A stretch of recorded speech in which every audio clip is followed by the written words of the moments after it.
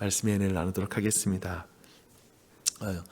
지난 주일날 들었던 말씀을 한번 떠올리면 좋겠습니다. 하나님은 엘리 아래에서 사무엘을 성장시키시죠. 영적으로 둔감한 제사장 밑에서 영적으로 민감한 사무엘이 성장합니다. 비슷한 사례는 사울 왕 아래에서 다윗 왕이 성장하는 것. 참 하나님은 신기하게 일하시죠. 신비한 방법으로 주님의 사람을 키워가십니다. 혹시라도 이런 환경에서 내 자녀 그리고 내 자신도 이런 환경에서 좋은 영적으로 성장하기 힘들다라는 생각하는 분이 있다면 절망하지 마십시오. 낙심하지 마십시오. 하나님께 모든 소망이 있는 줄 믿습니다. 이 가운데도 하나님이 일하시는 줄 믿습니다. 반대로 하나님은 복음 안에서 건강한 브리스길라와 아굴라 그 부부를 통해서 아볼로가 온전한 복음을 이해하고 그 안에서 성장하도록 인도하십니다. 이 말씀을 들을 때 우리는 사도 바울이 고린도전서에서 했던 그 말씀의 고백이 되게 떠오르는 것 같아요. 나는 심었고 아볼로는 물을 주었을 때 오직 하나님께서 자라나게 하셨나니 그런즉 심는 이나 물 주는 이는 아무것도 아니로되 오직 자라나게 하시는 이는 하나님뿐이로다. 아멘. 아멘. 하나님이 자라게 하십니다. 하나님의 주권적인 이러한 역사를 생각할 때 우리는 나태해지는 것이 아니라 방종에 치닫는 게 아니라 더욱 부지런히 주의 일 가운데 동참하는 줄 믿습니다. 심지어 내가 신육만 해도 나의 부족한 순종마저도 주님이 기뻐 받으신다고 하니까 그것을 믿는 사람들은 즐겁게 이 일에 동참하게 된다는 것이죠. 그게 주님의 뜻인 줄 믿습니다. 아멘. 그런데 엘리와 브리스길라와 아굴라는 구약과 신약의 교회 안에서 분명한 지도자라는 생각이 듭니다. 우리는 그런 의미에서 이런 교회 안에서 형과 누나, 남동생과 여동생, 삼촌과 이모 이런 가까운 관계 안에서 이 다양한 관계 안에서 서로가 어떻게 함께 자라가는지를 한번 생각해 보는 걸 오늘 말씀을 통해서 그걸 한번 살펴보았으면 좋겠습니다. 오늘 말씀은 그리스도 안에서의 새로운 삶에 대한 말씀을 우리에게 주고 있습니다. 몸된 교회의 새로운 삶이란 무엇인가요? 그것은 뭐냐면 머리이신 예수님의 말씀에 지배를 받는 삶. 이전의 삶은 옛사람의 삶은 예수님을 머리로 둔 삶, 그분의 말씀에 지배를 받는 게 아니라 세상의 말, 어떤 의미에서 마귀의 말에 지배를 받아서 자기 주관대로 사는 삶이었다면 이제 나의 주인은 예수 그리스도다. 그리고 그분의 말씀대로 지배받고 산다라는 게 새로운 삶인 줄 믿습니다. 그래서 사도 바울의 소명은 굉장히 분명해요. 그가 교회에서 하고자 하는 일은 분명합니다. 1장 25절에 이렇게 나옵니다. 내가 교회의 일꾼이 된 것은 하나님이 너희를 위하여 내게 주신 직분을 따라 하나님의 말씀을 이루려 함이라. 하나님의 말씀을 이루려 함이니라 라고 말합니다. 그래서 바울은 어떻게 하는지 한번 보십시오. 1장 28절 이렇게 말해요. 우리가 그를 전파하여 각 사람을 권하고 모든 지혜로 각 사람을 가르침은 각 사람을 그리스도 안에서 완전한 자로 세우려 함이니 이를 위하여 나도 내 속에서 능력으로 역사하시는 이의 역사를 따라 힘을 다하여 수고하노라. 사도 바울은 분명히 공동체적으로 사역했을 거예요. 근데 오늘 말씀 28절, 1장 28절 특징이 뭔지 아세요? 각 사람에게 하나님의 말씀이 적용돼서 그리스도 안에서 온전한 사람, 예수 그리스도를 머리로 두고 그분의 지배를 받는 사람이 온전한 사람이거든요. 그래서 그런 사람이 되기 위해서 각 사람 한 사람 한 사람이 이 사역자의 심장에 있는 것이죠. 그리고 그 사람이 온전해지는 게 그의 목적인 것이죠. 그래서 어떤 의미에서는 이 말씀을 보면서 목사로서 여러분의 담임하는 목사로서도 저의 사명을 다시 한번 부지런히 감당해야 된다는 걸 다시 한번 마음에 새깁니다. 한 사람 한 사람 그게 내 심장에 있었으면 좋겠습니다. 주 안에 사랑하는 여러분, 우리 교회의 목회자들이 이 일을 잘 감당할 수 있도록 기도 많이 해주십시오. 그렇죠? 꼭 그렇게 해주셔야 돼요. 이번 담쟁이 말씀 축제 또 강사로 제가 또한 서게 되는데 이를 위해서 또한 여러분 기도해 주시길 또한 부탁드립니다. 이 시간을 통해서 각 사람이 말씀 안에서 온전해지는 역사가 나타날 줄 믿습니다.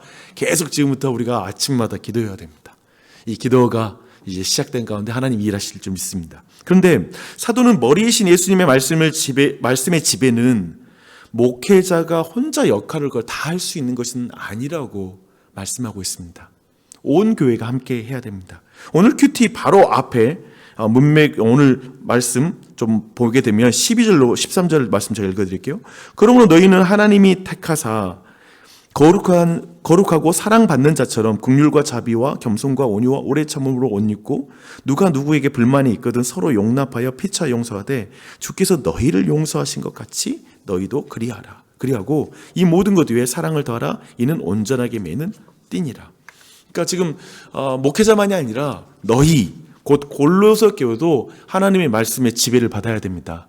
하나님의 말씀에 우리가 순종해야 됩니다. 하나님의 말씀을 부지런히 우리의 마음에 새겨야 됩니다. 믿으십니까? 그리고 그 말하는 내용은 무엇인가요? 고린도전서 13장에 연상되는 내용의 말을 쭉 나열해요. 지금 말씀 잘 보면 그 내용이 뭐입니까? 이웃사랑을 하라는, 이웃사랑의 그 말씀에 순종하라라고 이렇게 말씀하고 있습니다. 주님이 너희를 사랑한 것 같이 서로 사랑하라 라는 이 말씀에 순종하는 것을 우리 모두에게 명령하고 있습니다. 그런데 가장 먼저 긍휼과 자비, 겸손과 온유, 오래 참음으로 옷을 입으라 라고 이렇게 말씀하고 있습니다. 서로 불만을 서로 용납으로 해결하고 서로의 실수를 피차 용서함으로 풀어가라 라고 이렇게 그 사랑이 무엇인지를 우리에게 말해주고 있습니다. 교회 생활 많은 활동에 혹시라도 눈이 멀지 마십시오. 가장 중요한 건 서로 용납하고 서로 용서하는 것입니다. 허다한 죄를 덮어주며 가는 게 그 사랑하는 것이 가장 중요합니다. 뭔가 대단한 일을 하려고 하는 게 아니라 정말 마음이 너른 마음으로 사랑하고 품는 게 제일 중요합니다. 그 부분을 말하고 있어요. 그런데 저는 오늘 특별히 어떻게 그러면 우리가 사랑할 수 있나, 교회 안에서 이런 말씀 우리가 익숙하죠. 그래 맞아, 사랑해야지, 피차 용납해야지, 서로 용서해야지, 그리고 정말 오래 참음으로 옷 입어야지, 이런 것들 우리가 듣게 돼요. 근데 어떻게 그게 가능한지 그 방법을 오늘 여러분과 함께 주목하고 싶습니다. 사도 바울은 고린도서 13장에서 그런 것처럼 이웃사랑의 희생을 혈과 육으로 행하는 것, 혈과 육이라는 방법으로 서로 사랑하려고 하는 이 시도에 대해서 위험성을 경고하고 있습니다. 그래서 사도는 이렇게 말해요. 너희는 하나님이 택하사 거룩하고 사랑받는 자처럼 사랑해라. 사랑받는 자처럼 사랑해라. 받은 사랑으로 사랑하라라고 지금 명령하고 있습니다. 시혜를 베풀듯이 사랑하라고 말하는 게 아니에요. 사랑하면 사랑할수록 교만해지는 것은 근본적으로 사랑받는 자처럼 사랑한 게 아니거든요. 그 지점을 주목해야 돼요. 베드로 사도는 동일한 말을 이렇게 말합니다. 만일 누가 말하려면 하나님의 말씀을 하는 것 같이 하고 누가 봉사하려면 하나님이 공급하시는 힘으로 하는 것 같이 하라. 이는 범사의 예수 그리스도로 말미암아 하나님이 영광을 받으시게 하려 함이니 그에게 영광과 권능이 세세히 있느니라. 아멘. 아멘. 이렇게 하는 이유가 뭘까요? 왜 사랑을 받는 자처럼 사랑해야 되고 하나님이 주신 힘으로 하는 것처럼 사역을 해야 되는가? 라는 것이죠. 사실 형제를 위한 사역도 사실상 자기 사랑의 연장이 될 수 있기 때문에 그렇습니다. 교회의 사역이라는 게 자기 사랑의 연장이 될 수 있는 것이 사도 바울이 집요하게 고린도전서 13장과 성경에서 추구해 나가는 우리에게 접근해 오는 방식입니다. 곧 그걸로 자기가 보상받고 그걸로 인정받고 싶어하는 마음이 지워지지가 않는 거예요. 결국 그렇게 어떤 공동체에서든지 우리가 어디에서든지 이 보상과 인정을 받고자 하는 갈망을 이기는 게 쉽지가 않습니다. 결국 이 과정이 자기 사랑, 내 힘으로 뭔가 사랑하는 것으로 시도되면 결국에 교회에서도 그러더라고요. 결국 자기 연민에 빠지게 됩니다. 그리고 원망으로 가요. 자기 내부로 스스로에게 침체되면 자기 연민이 되는 거고 밖으로 향하면 원망의 형태로 결국 나타납니다. 그래서 이상하게도 사역이 왕성하면 왕성할수록 자기 연민에 빠진 사람이 많이 생기고 외부로 원망하는 사람이 많이 발생하게 되는 것입니다. 이것 때문에 주님이 이걸 경고하는 거예요. 주님은 이것을 피하는 적극적인 방식으로 너가 사랑받는 자가 되어서 사랑해라. 너가 또한 정말 너의 힘이 아니라 주님께 받은 힘으로 사역해라. 이렇게 지금 말씀하고 있는 것입니다. 그리고 더해서 이렇게 말씀하세요. 14절이에요. 이 모든 것 위에 사랑을 더하라. 이는 온전하게 매는 띠니라 라고 말씀하고 있습니다. 참 교회를 우리가 섬기게 되거나 교회의 사역 우리가 지내게 되면 이런 말을 많이 들어요. 모두가 제가 배운 게 뭐냐면 모든 분들이 교회를 위해서 뭔가를 사역을 하더라고요. 교회를. 그리고 이래요. 모두가 교회를 사랑함으로 사역하는 것을 알게 됐습니다. 신기하게도 다툼 속에서도 모두가 그것을 주장하게 됩니다. 나 교회 사랑해서 이런 거야. 나 정말 이거 다 교회를 위해서 내가 하는 말이야 라는 말로 서로를 미워하거나 갈등이 생기거나 힘든 일이 다 그렇게 생기더라고요. 근데 그 사랑하는 것도 진심이고 교회를 위한 것도 저는 진심이라고 저는 믿는 거예요. 모두 그래요. 그런데 정말 그런지를 분별하는 한 가지 방법이 있어요. 뭐냐면 모든 것 위에 사랑을 더하는지를 분별하셔야 돼요. 어떤 활동도 아니에요. 어떤 것도 아니라 진짜 사랑을 그 위에 더하고 있는지, 그리고 그 사랑은 성령이 하나 되게 하신 주님의 교회를 하나로 지키는 것으로 드러나요. 하나됨을 지키는 것으로 반드시 드러납니다. 분별하십시오. 한 사람을 사랑하기 위해 다른 사람을 소외시키지 않는 게 사랑이에요. 근데 대부분은 이렇게 되더라고요. 뭔가를 사랑하기 위해서 뭔가를 소외시키는 방식으로 표현이 되더라고요. 이걸 분별하셔야 됩니다. 그래서 저는 예전에 코비드 할 때 시약이 있듯이 뭔가를 검증하는 그런 키트가 있듯이 이런 마음이 들면 내가 지금 뭔가 잘못되고 있구나 싶을 생각을 하게 돼요. 나 혼자 교회를 사랑하는 것 같아. 내가 제일 교회를 사랑하는 것 같아. 그 순간 지금 내 영혼이 이상해지고 있구나. 지금 내가 지금 뭔가 병들었구나 라고 판단하면 거의 맞는 것 같습니다. 그것을 분별할 필요가 있습니다. 저는 어떤 의미에서 지금 이 시간 우리 모두의 마음에 어떤 정죄를 주고자 이 말을 하는 말이 아닙니다. 사도 바울이 정말 강조하는 것으로 여러분을 좀 위로하고 싶고, 정말 안전하게 주님의 몸된 교회와 어떤 여러분의 인생 속에서 하나님의 말씀, 이웃을 사랑하라는 말씀을 실천하는 그 방법을 알려주고자 함입니다. 이렇게 말하죠. 그리스도가 주신 사랑으로 그 사랑을 받은 자같이 형제를 사랑하라. 주께서 너희를 용서하신 것 같이 서로 용서하라. 그리스도의 평강이 너희의 마음을 주장하게 하라. 너희는 평강을 위하여 한 몸으로 부르심을 받았나니. 이 모든 방법이 다 보이시죠? 어떤 방법을 지금 성경이 말하는지 다 보일 것입니다. 신앙을 전수하는 열심은 하나님의 사랑에 전염된 정도에 비례하는 것입니다. 그렇죠? 그러니까 하나님의 사랑에 전염되지 않고 신앙을 전수하려고 할 때 매우 종교적이며 압제적이고 매우 강압적인 방식을 사용하게 되는 것입니다. 그것이 바로 다음 세대에겐 여효과가 나는 것이죠. 철저히 하나님의 사랑에 전염된 정도에 비례합니다. 사랑받는 자같이 형제를 사랑하는 것, 그것은 뭐냐면 형제를 사랑함으로 사랑받은 자인 것을 드러내라. 용서를 받은 자같이 서로 용서하라 라는 말씀은 용서함으로 용서받은 것을 드러내라. 평강 곧 화목함에서 흘러나오는 샬롬을 누림으로 교회를 화목하게 하는 것, 그것은 뭔가요? 교회를 화목하게 함으로 너가 받은 주님과의 그 화목함, 거기에서 오는 그 샬롬을 드러내라 라는 이 말씀인 줄 믿습니다. 이런 순환이 이루어지고 있음을 확인하는 시약이 뭘까요? 여러분이 정말 이 바른 궤도 안에 있다라는 것, 주님이 원하시는 사랑의 방법으로 사랑하고 있다라는 건 15절 마지막 절에 나옵니다. 감사하는 자가 되는 거예요. 아까 말했죠. 자기 힘으로 하면 자기 연민과 그리고 타자에 대한 원망으로 사역이 끝이 나더라고요. 그런데 하나님의 사랑받은 것으로 사역하고 용서받은 것으로 용서하고 그리고 평강을 누리는 것으로 평강을 드러내게 되면 뭐가 나오냐면 감사가 나와요. 그래서 감사가 많은지를 한번 확인해 보십시오. 여러분의 지금 사역, 가정, 교회, 직장 그 안에 내가 지금 감사가 많은가 돌아보세요. 17절을 읽어드릴게요. 또 무엇을 하든지 말에나 일에나 다 주 예수의 이름으로 하고 주 예수의 이름으로 하고 그를 힘입어 하나님 아버지께 감사하라. 감사하라. 아멘. 그렇다면 계속해서 주가 주신 사랑으로 충만해지고 용서의 은혜에 사로잡히고 평강을 누리기 위해서 여러분 어떻게 해야 되는 줄 아세요? 16절에 그 방법이 나옵니다. 이렇게 말합니다.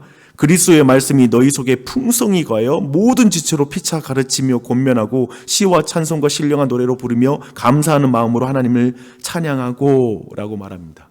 그러니까 사실 그래서 구체적인 방법으로 우리가 주님이 받은 사랑으로 사랑하는 것이 가능하게 하려면 우리가 말씀을 통해 날 사랑하심 성경에 써있네라는 이 복음의 말씀을 교회가 부지런히 서로 나눠야 돼요.